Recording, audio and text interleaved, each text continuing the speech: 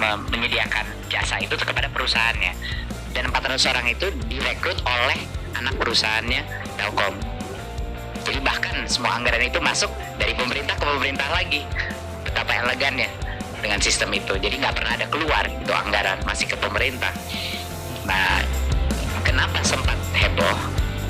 Sempatnya heboh karena saya waktu lagi menjelaskan kepada di sesi PBB itu, saya lagi menjelaskan kepada mereka, dan itu yang membuat mereka tepuk tangan. Dan inovasinya apa terhadap itu? Inovasinya adalah bahwa tim dari Kemendikbudristek itu tidak memperlakukan mereka sebagai vendor. Mereka itu diundang oleh para dirjen-dirjen kita untuk memberi masukan, opini, survei dari lapangan, riset dari lapangan, untuk juga membantu dalam produk desain tersebut. Jadi perlakuan itulah yang membuat produk-produk kita, produk-produk kelas dunia. Untuk pertama kalinya ada kementerian di dalam Indonesia yang bisa menciptakan produk-produk kelas dunia 100% gratis dan dimiliki 100% oleh Kemendikbudristek selama-lamanya. Malah kenapa dikritisi, ini bukannya udah menjadi kayak percontohan di dunia luar, harapannya jadi percontohan di semua kementerian di Indonesia juga gitu. Inilah sebenarnya cara kita menskalakan. Bagaimana kita melatih 1,3 juta guru? Caranya biaya pelatihannya itu bisa triliunan, tapi dengan aplikasi kita bisa melakukan penghematan yang luar biasa, membuat lapor pendidikan. Berapa biayanya kampus-kampus kalau mereka harus mencari program-program kampus merdeka sendiri, Bu? Berapa itu kampus harus mengeluarkan uang untuk job fair festival? Kita melakukan satu platform digital, semua mahasiswa dari Sabang sampai Merauke bisa punya kesempatan yang sama, masuk MBKM, program teknologi dan lain-lain. Itu dampaknya teknologi. Lalu tadi mungkin ada beberapa topik lain mungkin yang mengenai museum dan cagar budaya, tadi saya sudah jelaskan, tapi nanti bisa tertulis dari Pak Dirjen ya. Tapi yang lain-lainnya, satu hal memang masalah formasi ini, terima kasih tadi sudah menyebut bahwa kami terus mencoba berjuang dengan pemda-pemda yang banyak memberikan sinyal-sinyal yang berbeda dengan kita, selalu lempar balik. Kenyataannya adalah kami juga sangat terbatas otoritas kami untuk bisa mendorong tersebut. Makanya kami harus bekerja sama dengan Kemendagri.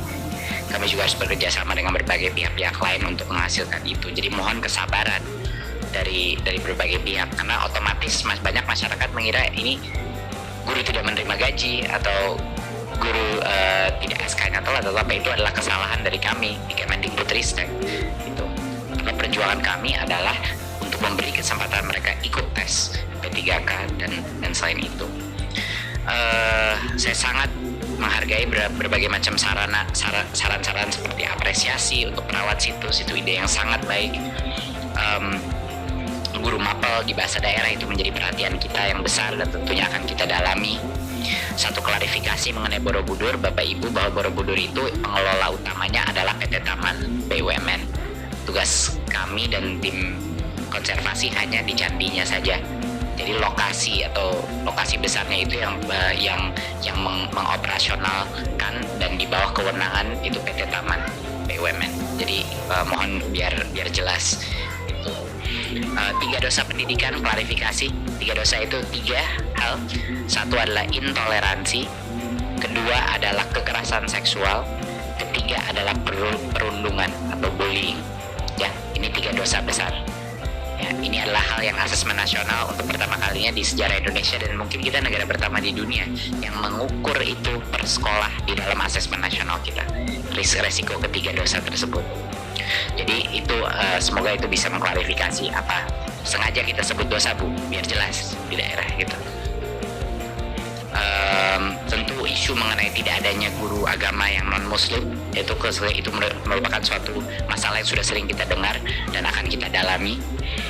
Dan untuk universitas yang tidak memberikan 20 SKS tadi mungkin sudah diperjelaskan, Pak Dirjen juga sering sekali menyebut ini. Kita sedang dalam proses melakukan berbagai macam disiplin dan sanksi untuk universitas yang tidak memberikan 20 SKS. Tapi jelas ya Bapak Ibu, itu artinya ketua prodi dan universitasnya melanggar peraturan dari Dirjen Dikti karena mereka harus memberikan 20 SKS.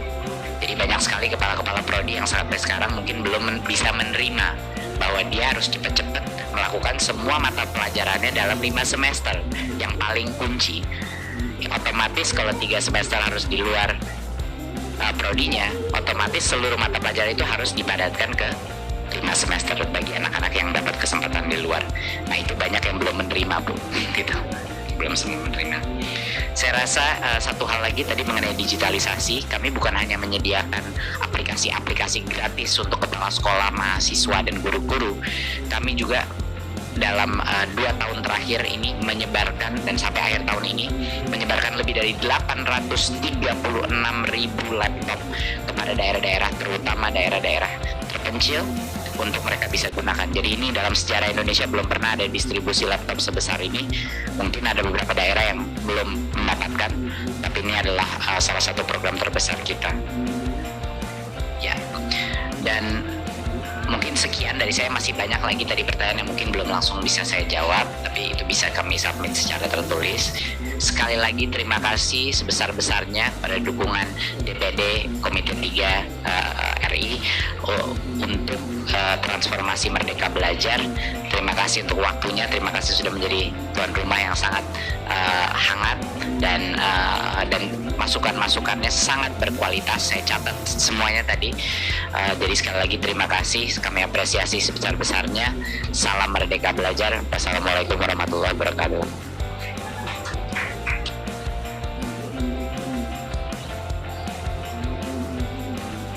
Baik, terima kasih pada Pak Menteri Pendidikan, Kebudayaan, Riset, dan Teknologi atas jawaban dari pertanyaan beberapa anggota DPD RI yang disampaikan kepada Pak Menteri.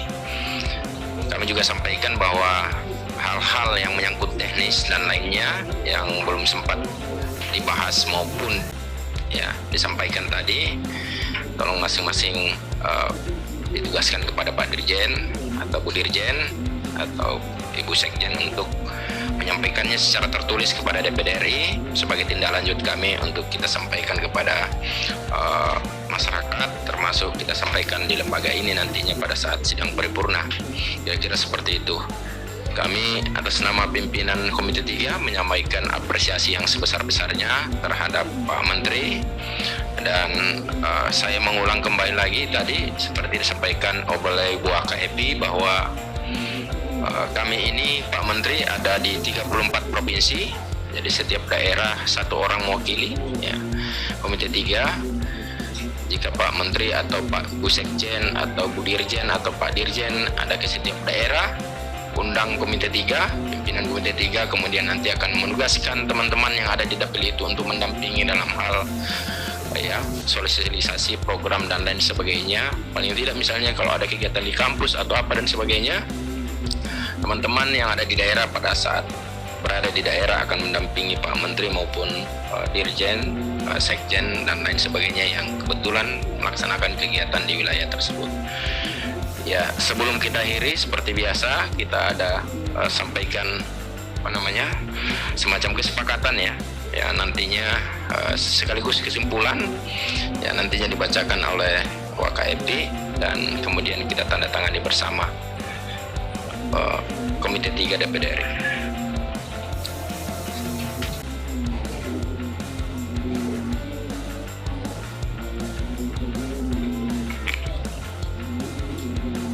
Baik, terima kasih pimpinan.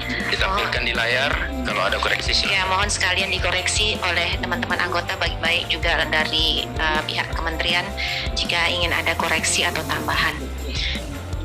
Kesimpulan dan kesepakatan rapat kerja Komite 3 Dewan Perwakilan Daerah Republik Indonesia dengan Kementerian Pendidikan, Kebudayaan, Riset, dan Teknologi Republik Indonesia terkait pelaksanaan Undang-Undang Nomor 11 Tahun 2010 tentang Cagar Budaya, realisasi program kerja tahun anggaran 2022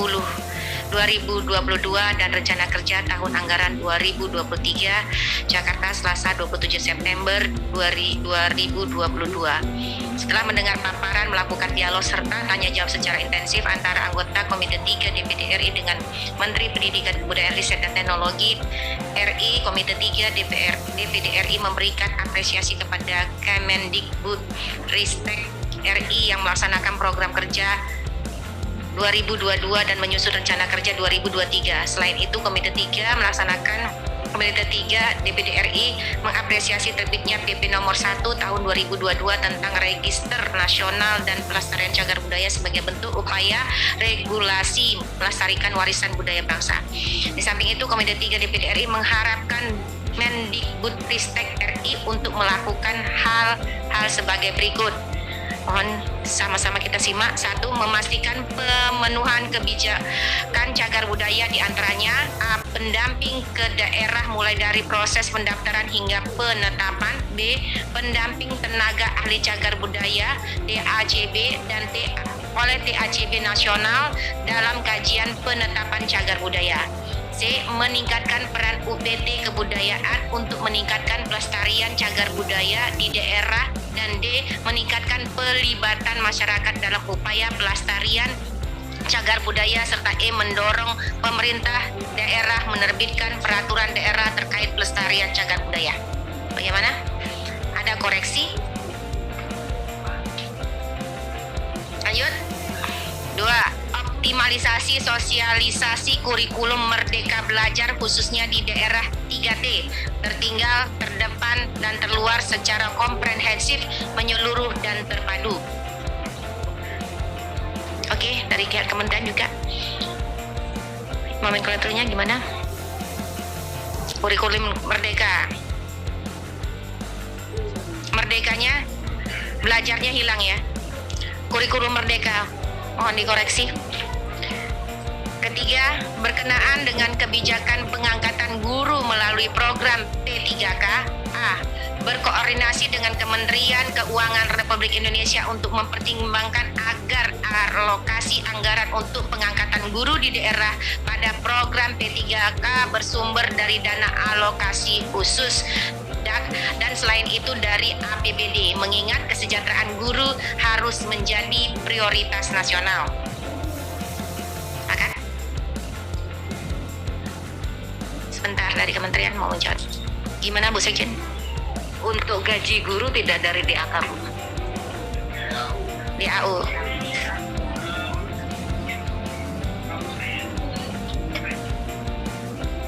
DAK itu adalah merupakan kegiatan-kegiatan yang bersifat fisik dan lain sebagainya. Jadi tidak mungkin gaji ke DAK. Ya. Terima kasih Bu Sekjen. Ya, untuk tunjangan ada di DAK, Pak.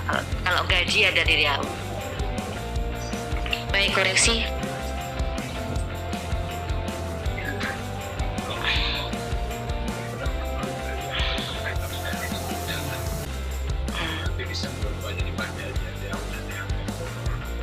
Iya Pak, bisa jadi gajinya nanti dialokasikan melalui DAU, tunjangannya melalui DAK, sebagaimana guru-guru yang lain. Dari alokasi DAU dan DAK.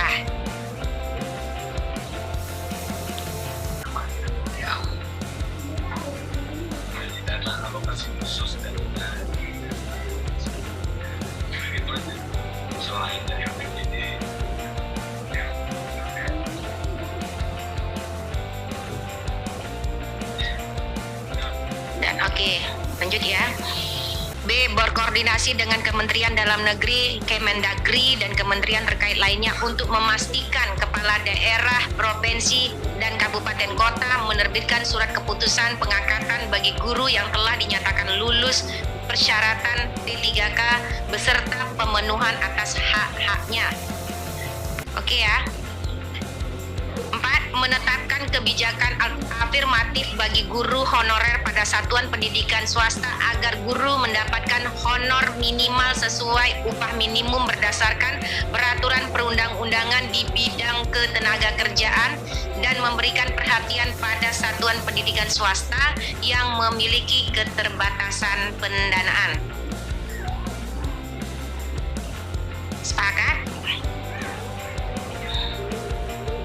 Lanjut ya. 5. Melakukan koordinasi Kementerian Dalam Negeri agar pengangkatan dan pengisian jabatan struktural oleh yang berlatar belakang profesi guru disesuaikan dengan relevansi jabatan yang akan diembannya. Lanjut.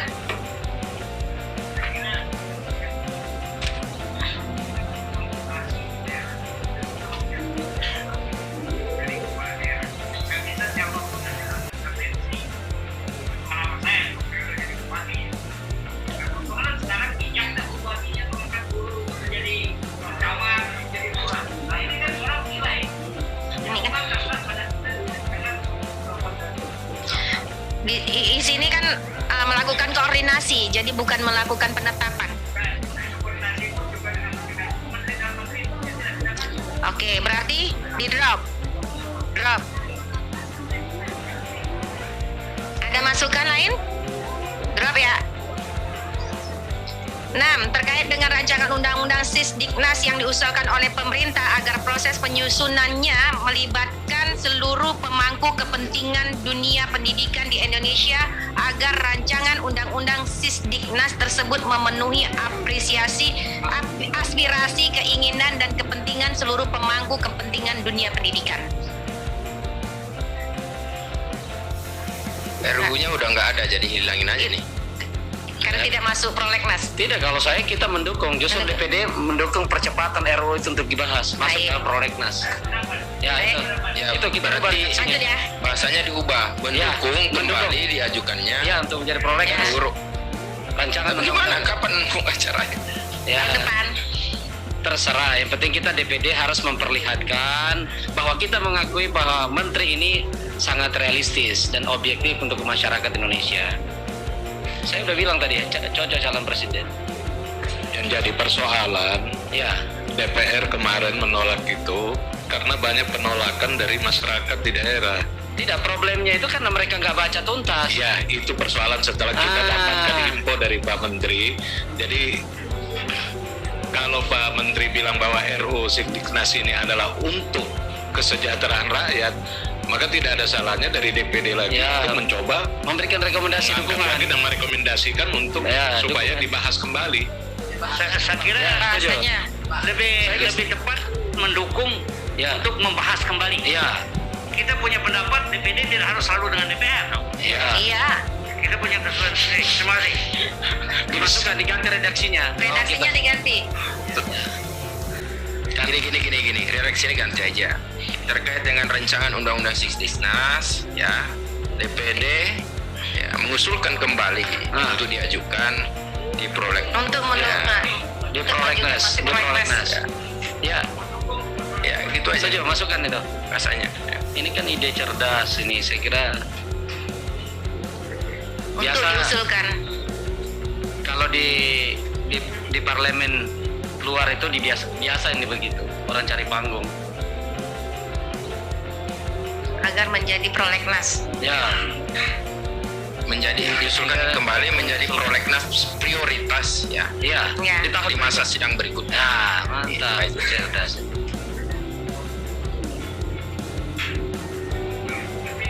di masa sidang Ya, yang akan datang gitu aja lah. ya, supaya kita berkewajiban sosialisasikan. Ya kalau kan dua aja ini undang-undang, DPR setuju, DPD setuju, pemerintah setuju, selesai kan. Ya, Satu tidak setuju nggak selesai. kita setuju. Bayangkan banyak hal yang Cukup lain ya. gitu. Oke.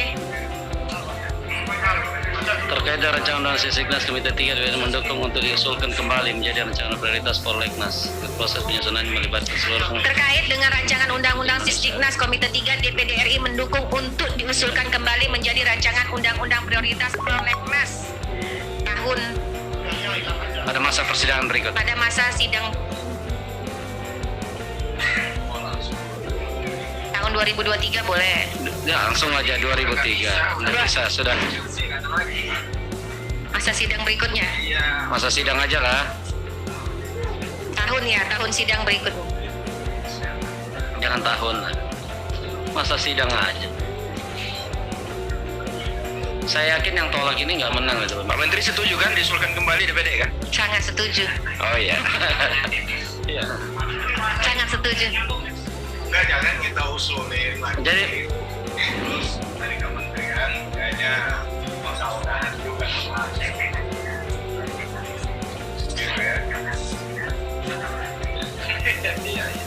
Masa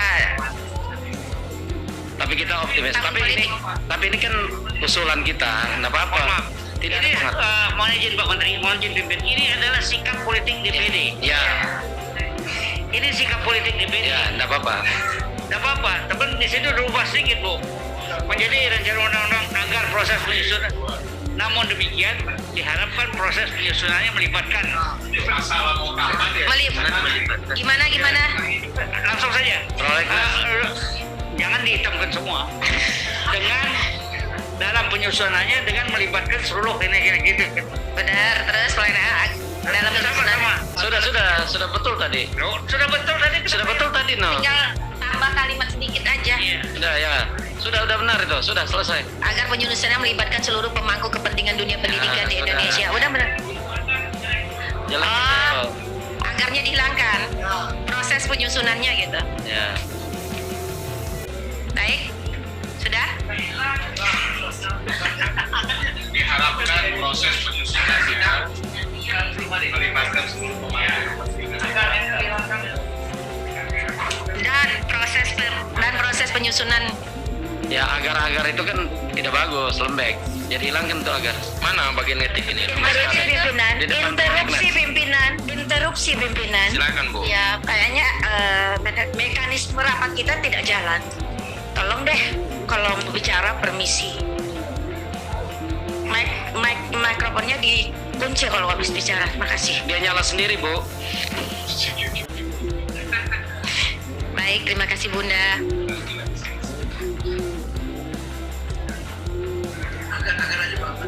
Hilang. Sudah ya, lanjut ya.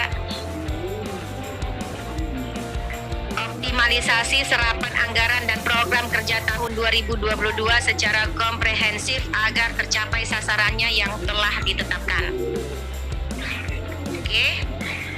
Terkait dengan implementasi program kerja Kementerian Pendidikan, Kebudayaan, Riset dan Teknologi RI tahun 2022-2003, Komite 3 DPD RI melalui tim kerja bidang pendidikan bersama Kementerian Pendidikan, Kebudayaan, Riset dan Teknologi Republik Indonesia akan memastikan kesinambungan dan pelaksanaan program kerja tersebut di seluruh provinsi.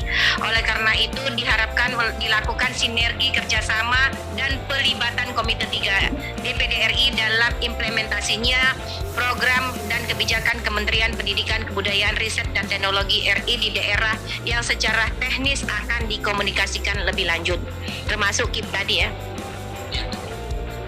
Gimana, Bu Sekjen, setuju? Pak Menteri gimana? Oke ya. Cukup. Di bawahnya itu coba tanda Di tangan. samping itu Komite 3 DPD RI sebagai representasi daerah akan turut mendorong pemerintah daerah untuk mendukung kebijakan Kementerian Pendidikan, Kebudayaan, Riset dan Teknologi secara proporsional. Baik, Komite 3 Dewan Perwakilan Daerah Republik Indonesia dan Kementerian Pendidikan, Kebudayaan, Riset dan Teknologi Republik Indonesia mohon segera ditandatangani jika sudah menjadi kesepakatan bersama. Pimpinan, ketua. Itu apakah tidak perlu 3 pimpinan bertanda tangan situ bersama Pak Menteri? Cukup satu aja. Kemudian yang kedua gimana janji kita naskah ini? Saya bawa di tong sampah atau saya serahkan, Mas? Setelah tanda tangan nanti kita Ya. silakan kepada setiap anggota untuk Ya. menyampaikan titipan dari daerah masing-masing. Iya, beginilah Pak Menteri. Kadang-kadang belum selesai satu agenda mau cepat-cepat. Ya, padahal kita sudah siapkan waktunya. Ada yang mau cepat-cepat, ada yang mau lambat-lambat. Ya, dinamika rapat memang begitu Pak Menteri. Mohon dimaklumi. Baik ya. Saya nanti persilakan teman-teman sekaligus nanti kita foto bersama yang punya waktu ya untuk kita menyerahkan proposal masing-masing yang ada di daerah ya, terutama aspirasi yang diterima masing-masing di daerahnya untuk disampaikan langsung secara resmi di depan Pak Menteri sebagai bentuk ya Bahwa kita sudah menyampaikan. ya Pak pertanggungjawaban kita di dapil masing-masing, kira-kira begitulah. Baik, terima kasih. Saya atas nama pimpinan Komite 3 DPD RI menyampaikan apresiasi yang sebesar-besarnya kepada Pak Menteri Pendidikan ya beserta jajaran atas kehadirannya dalam rapat kerja dengan Komite 3 DPD RI. Semoga rapat kerja kita hari ini dapat menghasilkan sesuatu yang baik untuk bangsa dan negara ini. Sekali lagi terima kasih dan saya akhiri billahi taufiq wal hidayah nun wal kalami wa mayasturun. Wassalamualaikum warahmatullahi wabarakatuh. Selamat siang, salam sejahtera buat kita semua. Om Swastiastu, Namo Buddhaya, salam kebajikan.